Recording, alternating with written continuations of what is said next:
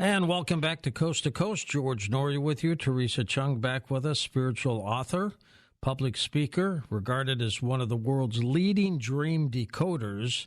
She works closely with scientists and neuroscientists reaching consciousness and is the media's go-to expert for opinion on dreams, intuition, afterlife, and the paranormal. Since graduating with a master's degree in theology and English from King's College, Cambridge University, Teresa has written numerous dreams, afterlife, and other spiritual books and encyclopedias. She also hosts The White Shores, the podcast for spiritual beings. Teresa, welcome back. How are you? Welcome from the UK, and I'm absolutely thrilled and honored to be back, George. Thank you for having me, and especially as we just had World Dream Day. I think we've now gone into the next day, haven't we, past midnight, but it's just been World Dream Day, so I've been doing a lot of TV and radio here in the UK to try and promote this platform for dream power. What a fast year, don't you think? It's just gone like a dream, hasn't it? It is. It is. It really has. And that happens, actually. When you get older, sometimes life just feels almost like a dream, doesn't it? The day slips by. And if you're having very vivid dreams, you can sometimes wonder, was the dream more real? Yes. I'm here in St. Louis right now. I was at a restaurant earlier, and one of the waiters came up to me and said, "George, what's on the show tonight?" I said, "I'm talking to a dream expert, Teresa, tonight." And he goes, "Boy, I wish I would dream." And I told him, I says, "Ben, you dream all the time. You just don't remember them." Am I right? Absolutely. I mean, we have at least 2,000 dreams a year. Brain scans show we dream several times a night. What's happened is just got into the habit of not recalling them, and that's probably from messaging from earlier in our lives when we were told dreams don't matter, it's just a dream. That was definitely a focus when it came to dreams and sleep research. But I'm delighted to say that in recent years, particularly the last decade, there's been a massive shift in our understanding of dreams, lots more research into it, and a lot of it proving that dreams are a really good sign of well-being, emotional, psychological, physical well-being, and a lot of investment in dream research because, especially during the lockdowns and COVID, so many people were dreaming vividly as a reaction to the problems going on in the world. That's what dreams try to do. They try to help us problem solve. And it was unprecedented global event for dream research because people were going on social media for the first time and saying, "I had this weird dream." Now, it happened. I mean, people were having very precognitive and vivid dreams around 9/11, another global event. But social media wasn't quite at the apex that it is now. And literally people will be waking up in the morning and telling others their dreams. And this was unprecedented. And I hate to say it because, you know, it was a very difficult time. But for someone like me who's been writing about dreams for decades, for 25 years at least, been championing dream power, it was a kind of a dream come true because suddenly people were realizing their inner world, what's within them, matters. Consciousness matters. What's going on? What's the meaning? And since then, really, I've had so many wonderful opportunities to go on mainstream shows. I mean, yesterday I was on ITV, this morning I was on BBC Radio, and they're talking to me about dreams in a very mainstream way, and that's just an absolute joy. Because what they don't realize when they're talking about dreams, they're really talking about spirituality, psychic ability that we all have innate in us. But the wonderful thing about dreams is they're the door. And I've found that a lot of people are comfortable talking about their dreams when maybe when you go to precognition, telepathy, all these other superpowers we all have, we just don't realize we have or believe in them, people get a bit nervous.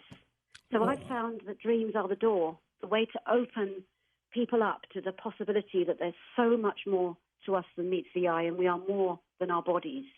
Why are some dreams, Teresa, so sensible, they make sense, and then some others are so whacked out and weird, you can't figure out what they are? Well, every dream is a piece of precious wisdom. Don't let another dream slip away. Everyone listening, please don't let another dream slip away, whether it's mundane or wacky. Now, it's often said that the more wacky and weird and bizarre the dream, the more profound the meaning. I mean, you could compare that to art. You know, when you see some art and it really doesn't make sense, but it's hailed as a great work of art because people look at that work of art and find all these hidden meanings. So a dream that's really, really surreal, celebrate it, because you've got a lot of work to do unpacking the hidden meanings beneath the surface. Now, a dream that's more mundane is still very, very helpful because it's shining the night light on something in your waking life that perhaps you haven't paid enough attention to, because your intuition knows it's important for your personal and spiritual growth. But for some reason, you're either avoiding it, denying it, or simply haven't noticed it. And the reason you haven't noticed it is because when we're awake, our ego, our conscious mind, reason and logic take over. And so any subtle hunches or gut instincts don't stand a chance.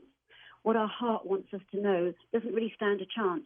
But however, when you fall asleep, your reason and logic and your ego fall asleep too, along with your body, leaving your intuition, your creativity, the inner visionary that you are, because we're all artists and creators and innovators in our dreams, to be unleashed.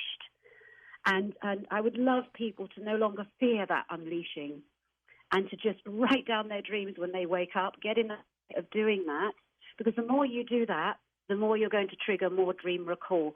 Like anything in life, where your attention goes in the day is where the reward is. And it's the same. If you think about dreams during the day, listening to this interview actually may well trigger dream recall the following night. Sure. Because you spent some time focusing on dreams. Your awareness has gone to dreams, and you're thinking, well, maybe this strange lady from the UK has a point. Maybe my dreams, my inner therapist is trying to tell me something really important that I'm missing. Maybe my inner creative artist can help me problem solve and get me out of a funk that I'm in or a block that I'm experiencing. Maybe my inner intuition, when it's unleashed in the dream state, can make connections between things I didn't realize were possible.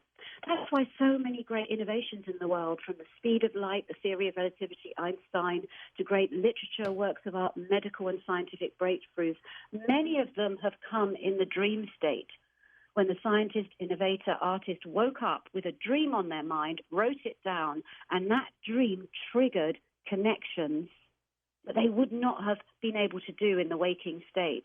Dreams can change the world, and they can also change your lives. And every time someone's life changes for the better, that changes the world for the better, in my humble opinion, because we're all interconnected. Teresa, who is the major scriptwriter of your dream? Are we doing it to ourselves? It just seems like it's plotted out.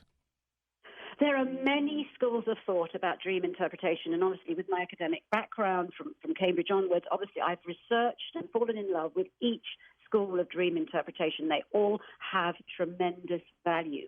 Where the current thinking is, the mainstream thinking is with dreams, is that it is your own mindset. It's you meeting aspects of your own personality and looking at your fears, your shadow side, the part of you you don't want to acknowledge, but also the part of you that needs to be unlocked, new potentials you need to discover. You kind of meeting aspects of yourself in the dream. However, I'm also a spiritual writer and author of many, many years. I've written about the paranormal. I work with psychics, mediums, experts in that field. And I believe there's also a part of dreams that is indefinable, that sometimes feels like it's being channeled from somewhere else. That can't be forced. It can sometimes happen. Because the trouble is with dreams, whenever we try to put a definition on them, they wriggle. They don't like it. Dreams are elusive. That they are mysterious. And we're always trying to solve them all the time and say, well, a dream means that, or this is why we dream. The wonderful thing about dreams is that they are eternal question mark. And it's in the asking the questions about our dream life that we actually learn and grow as human beings, rather than sometimes finding the answers. And yes, the majority of dreams are about ourselves. We're dreaming ourselves, help us understand ourselves better, because self-knowledge is the beginning of all wisdom and growth. But there's also a part that seems to come from somewhere else. Call it soul, call it spirit, call it God, whatever you are comfortable with. So I hope that sort of answers the question. Is dream research constantly changing? Are they keeping pace with science, or where does it stand? Yes, I mean, there was a flurry of articles recently at Dream Research, particularly in lucid dreaming. That's the ability to know you're dreaming when you're dreaming, showing that its ability to help heal stress, from people suffering from PTSD, war veterans. There's a study that they use lucid dreaming techniques to kind of re-script their nightmares, to influence the nightmares to ease stress. So dream research is working in that area. Also in terms of psychological self-help and therapy. So yes, dream research is keeping up with the science of consciousness, and I love that. And I work with these scientists. I've written books with some of them, collaborate with them, do presentations. I love that because they welcome me in, because I'm not a scientist. I'm very open about that. I am a theologian, an expert in philosophy, mysticism, spirituality. But where I've noticed recently, George, that dream research is going, a lot of dream experts, and myself included, are suggesting that every element in a dream has a precognitive element, that you are kind of dreaming a potential future. We know the brain is a predictive organ, and that doesn't stop when you're asleep. So what the brain is doing is looking at your current waking life and saying to you, well, if you carry on doing what you're doing, thinking what you're thinking, feeling what you're thinking, this is the future that you are heading forward. So if you wake up with a nightmare fever dream and you don't like what you glimpsed, your dreaming mind is trying to help you and saying, course correct. All we have is the eternal now. This is a potential future I've showcased for you, but you have the power in the now. Change your mindset, because mindset is everything, not just for dream work, but for life, because how you think and feel about yourself is what you attract. Change your mindset. Change your daily actions, your daily rituals in a more optimum direction. Because you will notice then that if your dreams start to shift, your waking life does. And that's wonderful, because what's happening in the dream state is you're meeting your unconscious, what you unconsciously believe about yourself and your life. And that's a manifesting rule, isn't it? That what you unconsciously believe is what you attract. However, in waking life, you may be doing your affirmations, your meditation, and all the right things, but you're still not attracting the success you want. And that's because buried in your deep, because dreams are messages from the deep, there's some limiting beliefs that are stopping you in your tracks. The dream state offers you a chance to find out what those blocks are, and then either through lucid dreaming or the daydreaming state, which is just as valid a way to dream, you can re-script that so that deep down you truly believe you deserve success and abundance and all these wonderful things that truly are our birthright, but our fears and anxieties and limitations that we put on ourselves and our obsession with the expectations of others, trying to fulfill that rather than trying to fulfill our own expectations. The dreaming state will highlight all that for you and say, get to work on the deepest part of yourself. Do that, and then your waking life is going to start falling into place. Now, there are different types of dreams. Are there any ones more important than the others? I mean, is lucid dreaming more important than precognitive dreams, or are they all about the same?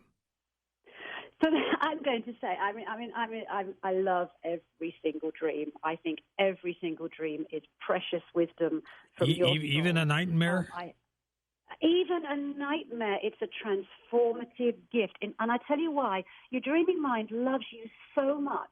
It is prepared to go into your past or for very horrific images to shock you into remembering it. The biggest problem is the dreaming mind is we wake up and our waking consciousness makes us too busy to recall. Your dreaming mind may well have been sending the message of that dream to several nights or weeks or years beforehand. But because it's so gentle and beautiful, maybe you were dancing in a field or walking with animals, you didn't recall it. So what the dreaming mind is doing is shocking you into recall, because it knows darn well if you dream of being buried alive, you are going to wake up and think about what did that dream mean, much more so than if you were walking in a field, as I say, or singing a song in your dream or dancing. You're more likely to remember what shocks you, and it does it for tough love. It really does it for tough love, because it's been trying to send this message over and over again. That's why you may have had recurring dreams, and recurring dreams sometimes morph into nightmares if you haven't learned the lesson. Because as soon as you learn the lesson of the recurring dream or nightmare, it will shift to another dream scenario for you to learn from, because that's what our dreaming mind wants. It knows the meaning of our life is to learn and grow. So it's sending us all these pointers about how we can learn and grow. So our life isn't a loop, it's a spiral. We're ever spiraling upwards. Think of nightmares also a bit like a fever. A fever is actually a good sign that you're trying to get rid of something toxic that's not helping you. So if you think of a dreaming mind, this is a good sign, I'm healing, I'm on the way, I'm letting go, but I need to find out what this nightmare is alerting me to. How many dreams are based on real life events? What percent? All of them. I mean, all of them. Our dreams draw inspiration from our waking life. So if you're finding your dreams rather tedious and repetitive, look to your waking life. Mix things up a bit. Take a different route to work. Connect with people that you maybe would not have connected with before. Experiment with mindsets that maybe are slightly different to the ones that you've had. Take a leap of faith every now and again.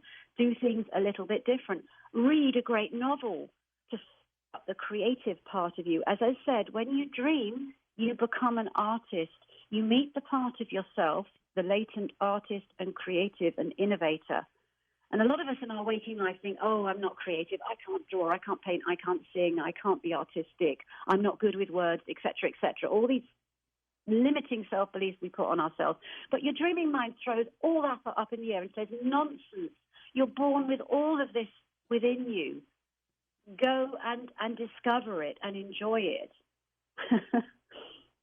We're going to interpret dreams next hour with Teresa Chung and just tell us what's going on. What's the best technique, Teresa, to remember your dream? Oh, there's so many. I could do a whole hour on this. There's so many things. I mean, I'm going to talk about, you mentioned research earlier. There is a wonderful study showing that B vitamins in your diet. Look to your diet. Sometimes, you need the B vitamins to fire up that part of your brain because dream recall improves, in particular, vitamin B6. Also, when you wake up in the morning, try to wake up without an alarm. An alarm clock, I know it's a necessity sometimes, but it is the enemy of physical, mental, and emotional health because it shocks you too much into reality. You need to have that twilight state when you kind of wake up naturally. If you can do that as much as possible. And then when you're in bed, linger in bed a while. I know we're all taught to leap up and do a stretch and our affirmations and all that. Just give it a few minutes. Stay still, keep your eyes closed, and just ask what dreams come bubbling to the surface. If nothing comes, tune into your body, because often dream memories are hidden in our body, because our body is also a predictive organ. It knows what we're feeling often before we do.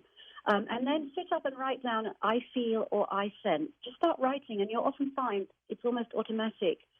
Images, thoughts, words, all of them are relevant when you wake up in the morning, because they're all fragments of a dream. They've all come from a dream story that you may not be recalling properly. And if you do that morning after morning for at least 2 to 3 weeks, you will have then your dream voiceover to your waking life emerging. And that's another thing people get hung up on. They get stuck on one specific dream. Dreams work like a Netflix or TV series you love. They run and run and run. You've got to tune in every single night for the next installment. Commenting. Hold on for a second, Teresa. We're at a break. We'll come back and talk more about the dream state. And welcome back. We're back with Teresa Chung. Her latest book is called Empower Your Inner Psychic. She also has one called The Dream Dictionary, which I think you wrote that, Teresa, back in 2006, didn't you? Oh, I would have started research on it in the early 2000s, yes, and it's a blessing to me because it's constantly reissued all these years and was only reissued about a year ago as well. It's currently in Barnes & Noble. It truly, it's kind of my my seminal work, really. Very proud of it. Do you think a newborn baby dreams? Oh, yes. I'm sure you're a newborn baby. I wish I could remember when I was that young. But no, I mean, yes. And I believe newborn baby would dream, yes. That's probably why they giggle in their sleep and stuff like that. Oh, yes. You can see them smiling and giggling. But, of course, there's so much work for a young brain to do, making connections, forming memories, and, whatever the baby sees in the real world, it'll be processing it all at night in the dream state. That's why babies need to sleep so much. Because I do have this theory that one of the reasons we get tired is it's not so much physical or mental. It's we need to dream. We need to go back to our inner self. We need to go return to self and just go home for a while to ourselves, refresh in that inner world. Because often we get very, very tired when all our validation comes from what's happening around us, which is important. We're on this earth for a reason, to learn lessons and to grow. But sometimes the external can become so overwhelming and overpowering that we get our identity from it. And that's always a mistake when your identity is outside of yourself.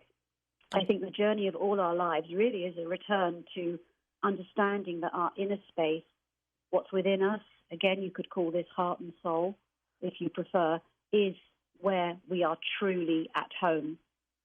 And in the dream state, we come back to that in all its rich variety. And what we need to do is get over the fear. In the dream state that there are aspects of ourselves we fear. The dreaming mind is just doing that to show us that there's so much more within us than we realize. So don't settle for less in your waking life. There's so much more. Whatever age you are, whatever age and stage in life you are, there's so much more within you. You are infinite. Enjoy that journey of discovery within. It's the most exciting new horizon ever. I mean, we go out in outer space, but, there's a famous story of the astronaut Edgar Mitchell who went out to outer space, and as he was coming back to Earth, he had this transcendent experience, and that felt more real to him than actually walking out in space on the planets and the moon. And it's our inner adventure, especially as we get older, that becomes more and more important. And dreams take us back to that and just remind us there's more teaching. Astronaut Mitchell was a dear friend of ours. I know, and I believe you've spoken to the scientists, many of them I collaborate with, Dean Radin, Helena Warbe, Garrett Yount, all these wonderful people that worked with IONS, the institution he founded. Does our body try to tell us something in the dream state? Yes, it does. I mean, as I said, I've studied precognition in depth as well. I've worked with neuroscientists researching presentiment, which is the ability when we're awake to sense the future before it happens. There's been lots of studies done showing that people who are shown shocking images or gentle images, that somehow, and the images go at random, so it's not like logical, we've had a shocking one, now we get a gentle one. It's very much random that these images are shown, and that a few seconds before a shocking image, it's almost like the body knows and heart rate increases, there's sweating. That's fascinating. It's called presentiment, that the body is kind of sensing the future before it happens. Wow, how exciting. And of course, if you can do that when you're awake, there's no reason at all why it can't do it in the dream state too, when you're asleep, because you're still you when you're dreaming. People think you're someone different. You're not. You're just going into a different state of consciousness. So that, again, is why a lot of research is clustering now to dreams being potentially predictive, that you're dreaming ahead of time and glimpsing the future. And if you wake up with a strong sensation in your body, be your stomach, your heart, or whatever, hone in on that and try and hear what your gut and your heart, that they are the receptor organs. What are they trying to tell you when you wake up? They're sensing something. Again, write it down, or if I find now, because I hardly write anymore, I speak into a voice recorder. It's so much easier. It's a bit of a shame, really. I remember the days and everything written. That's kind of gone, and my handwriting is so bad that when I write in my dream journal, if I do write, I go back and I think, what was I writing? It looks like a spider's had a battle on the page here. I can't read it, so I use a voice recorder. Teresa, how do intuitive dreams happen? What are we tapping into in order to tap into the future? We are tapping into, you could call it source, you could call it energy. I mean, we are, to quote my beloved Shakespeare, coming from the UK, of course I must do, we are the stuff of dreams. We are the same stuff of stars as well. Stars and ourselves are of the same energy. We're tapping into that energy that is us. The part of us that when the body dies, that many, many people goes on in some form, that energy, that consciousness. And this is where a lot of scientific research is clustering now. And what is consciousness? What is that spark of life? Because if you ever had the honor to sit with someone when they're dying, I have, because in my teens I would work with the dying and sit with people and holding their hands. It's like a spark goes, that spark of life. And when you look at the body, it's almost like a coat that somebody's taken off. And that, again, renewed my passion for researching consciousness. What is this spark of life? It's authentically us, that energy, that inner energy. And I believe in the dream state that we connect to that energy that is us, but it's also an energy that's interconnected with all the energy of the universe. I mean, this does sound, I don't want to border on this sounding woo-woo, because I do very much in my books talk about science with scientists and neuroscientists. But the science is actually moving in that direction and understanding how incredibly mysterious and wonderful human life is, and how precious it is, and how much we have to learn. And all the indications are that the more we learn about dreaming, the more we actually learn about the mystery of life. Because if you think about it, what is the point of dreams? I mean, we're asleep. What's going on? Why does the brain create these fantastic scenarios? There's no reason at all. And as I said earlier, I think the reason we sleep is because we urgently need to dream, to be reminded of who we are, which is a spiritual, precognitive, dreaming being having a human experience. When we dream, do we have the ability to enter someone else's mind? I don't think so. I mean, I could be wrong. As I always say, this is in my humble opinion. It is based on decades of research. I think we may be picking up on something empathetically with that person, or that person is triggering something within us that we need to know, to learn and grow. Now, a concept of dream sharing, that does happen when two people actually meet in a dream. That is, again, another fascinating area of dream research. I want much more study done. And it tends to be people who are very close emotionally, that they have a dream, and then the other person wakes up the next morning and says, I had that dream and you were there. That's incredible. But I do not think that we can enter someone else's dream, because we have power. This puts us in the victim thing, that things happen to us. The dreaming mind is trying to, you are the artist of your dream. If anyone's not here, when you wake up, process that and make sure they don't reappear again. You can dreamscape, incubate dreams. I'm not giving you a very concise answer here. I'm sorry, because there is no answer. I don't really know. I personally think that it's not possible. I think when people appear in your dreams, it's because something within you has brought the image of them in to teach you something. But then again, I do get people writing to me who believe that this is possible. So who knows, George? I don't know. Now, you know what remote viewing is, right? Oh, yes. There are you can't. Yes. There are some remote viewers who are better than others. And I would assume that there are some dreamers who are better than others. That's simply because, like myself, I mean, I'm a very vivid dreamer now, and many of my dreams do play out in waking life a couple of days later. But that's simply because I've dedicated my life to it. We all have the ability to dream. However, some people are born with a more rational, logical mindset. And these are the people who are sometimes less likely to recall their dreams. They're still dreaming. But what happens with these people is once they start maybe doing a bit of meditating or learning about dreams, there's part of their brain that had been dormant fires up incredibly. And then what happens is when their dreams come through, they tend to be much more clear and powerful than maybe someone who is very much in tune with their dreams. And what happens to the people who are logical and rational, who suddenly fall in love with dream work, is that they're able to use their logic and reason to come to a better interpretation. The problem, well, it's not really a problem, the challenge with people who are highly sensitive and dream a lot is that when they wake up, they've got so many messages coming in. They don't know where to start. They don't know what's coming from their ego or is just anxiety or wishful thinking. They can't see the wood for the trees sometimes. The person who is more logical, who then sort of like activates this part of their brain through meditation or dream work, when they have a dream, they are far better able to see clearly the meaning of their dream. So what I'm saying, we're all on a spectrum.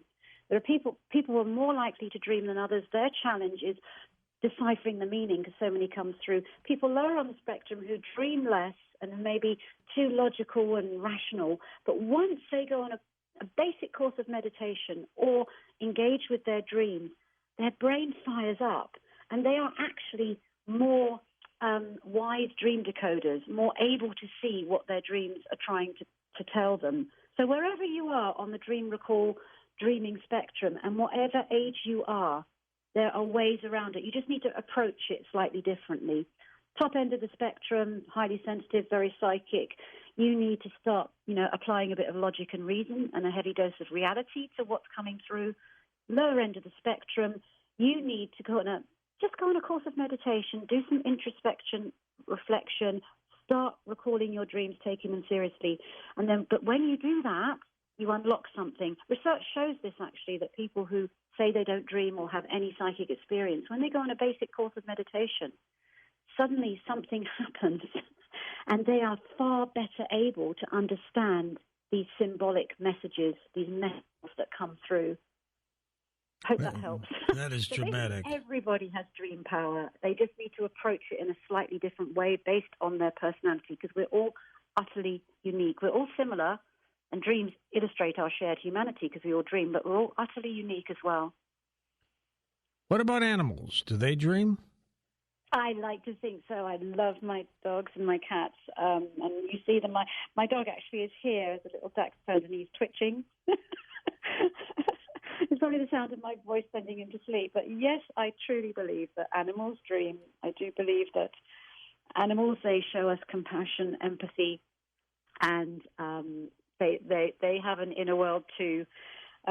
Yes, I do think they dream, and I actually think I believe there was a study recently that I think they dream of their owners a lot because they are so empathetic. So you want to see your dog sleeping peacefully and happily with a little hint of a smile on its face, because that's good news for you. What would you say is a troubling dream, Teresa? Something that is a warning to you about something. How does it? Many dreams, that you shouldn't ignore. Drowning dreams that where you're feeling stuck. These kind of dreams, nightmare scenarios. Those are very powerful. As I say, your dreaming mind has resorted to burying you alive or making you paralyzed, or dreaming of your house on fire or an out-of-control vehicle or the apocalypse or drowning. These are dreams, and there are about 10 or 20 of them that are very common that happen. When you have them, please reflect. Don't just go about your day as if they didn't happen, because, as I say, your dreaming mind has worked hard to get you to that state when you wake up with a shocking nightmare in your mind. Treat your dreaming mind with respect. Just spend some time reflecting.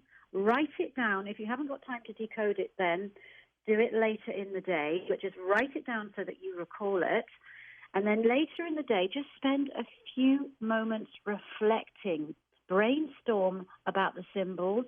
Use a dream dictionary like mine, but remember that my dream dictionary A to Z is popular because it's an A to Z of thousands of the most common dream symbols. But the key interpreter is always you, your personal interpretation. I mentioned dogs previously. If you love dogs, when a dog appears in a dream, the universal symbol is love and unconditional love and companionship, loyalty. But if you fear dogs, have had a bad experience, if a dog appears in your dream, it will have a radically different interpretation. So bear in mind, when you go online and Google the meaning of your dream, or you use dream dictionaries like my own, it will be the universal, the most likely archetypal sort of meaning. But go for your personal gut instinct first. What does this symbol mean to me? And then just brainstorm about it.